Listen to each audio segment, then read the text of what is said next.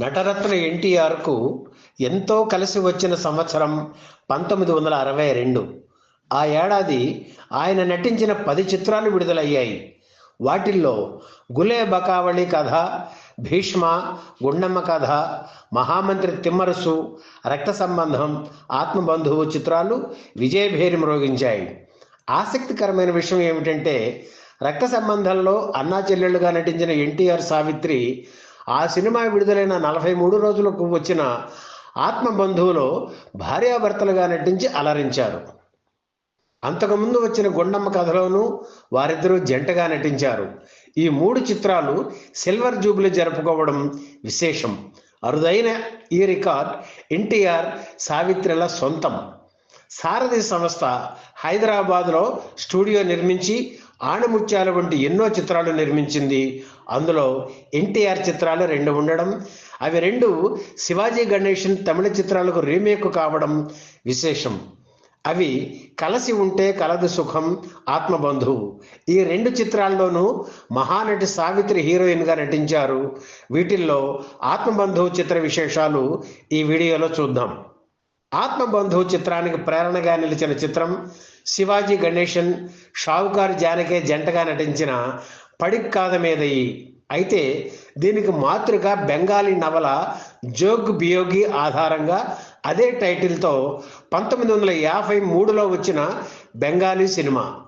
అందమైన కుటుంబం, ప్రేమాభిమానాలు, అవమానాలు, తెగింపులు, అచ్చంగా మన ఇళ్లలో కనిపించే సహజ సిద్ధమైన దృశ్యాలకు వెండితెర రూపం ఆత్మబంధువు.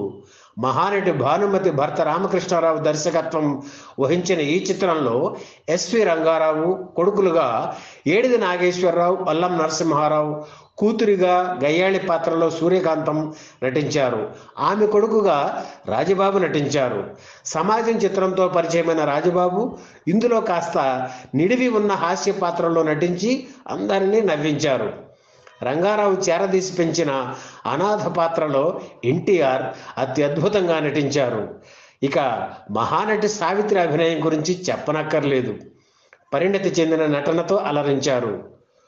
పద్మనాభం, శారద హాస్య జంటగా నవ్వించారు. 1962లోనే విడుదలైన గుండమ్మ కథ ఎన్టీఆర్ నిక్కర్ ధరించి నటించిన సన్నివేశాలు ప్రేక్షకుల్ని అలరించాయి. అలాగే ఈ సినిమాలో కూడా చీర కట్టి సింగారించి అనే పాటలో కూడా ఎన్టీఆర్ నిక్కర్లో కనిపించి ఆకట్టుకున్నారు. అలాగే అపరకృష్ణునిగా వెండితెరపై వెలిగిన ఎన్టీఆర్ పౌరాణికాల్లోనే కాకుండా జానపద సాంఘిక చిత్రాల్లో కూడా కృష్ణ గెటప్లో కనిపించి కొనువిందు చేశారు. ఆత్మబంధువు చిత్రంలో ఎవరో ఏ ఊరో అంటూ సాగే పాటలో కృష్ణుని గెటప్లో కనిపిస్తారు.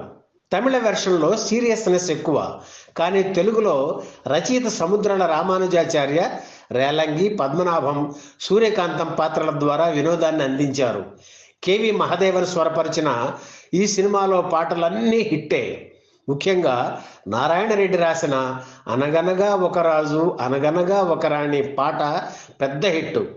ఆత్మబంధువు చిత్రం పేరు చెప్పగానే మొట్టమొదటగా ఆ పాట గుర్తుకు వస్తుంది. 1962 డిసెంబర్ 14న విడుదలైన ఆత్మబంధువు చిత్రం సూపర్ హిట్ అయింది.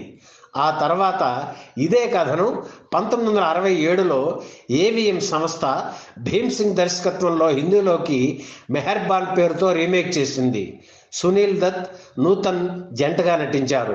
1972లో ఈ కథనే రాజ్ కుమార్, జయంతి జంటగా నటుడు, దర్శకుడు పేకెట్ శివరాం బాలబంధన పేరుతో రీమేక్ చేయగా అక్కడ ఆడలేదు.